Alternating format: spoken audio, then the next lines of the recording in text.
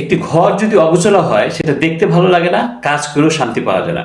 তেমনিভাবে আপনি যখন এই মোবাইলে কাজ করেন, কাজ করতে করতে মোবাইলটা অগোছালো হয়ে যায় এবং আপনার এই মোবাইলে কিছু জাঙ্ক ফাইল তৈরি হয়, যেটা আপনার ফোনের স্টোরেজে জমা হতে থাকে, আপনার ফোনটাকে গরম করে, হ্যাং করে এবং স্লো কাজ করে। তো এই জাঙ্ক ফাইলগুলি যদি আপনি ডিলিট না করেন তাহলে আপনার ফোনটা কখনোই ফাস্ট কাজ করবে না।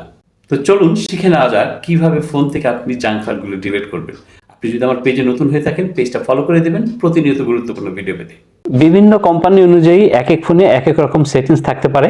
আপনি যদি আপনার ফোনে এই সেটিংসটি খুঁজে না পান তাহলে একটু চেষ্টা করে দেখবেন, কোথাও না কোথাও থাকতে পারে। আমার হাতে রয়েছে স্যামসাং ফোন, আমি এই ফোনটি থেকে দেখাচ্ছি।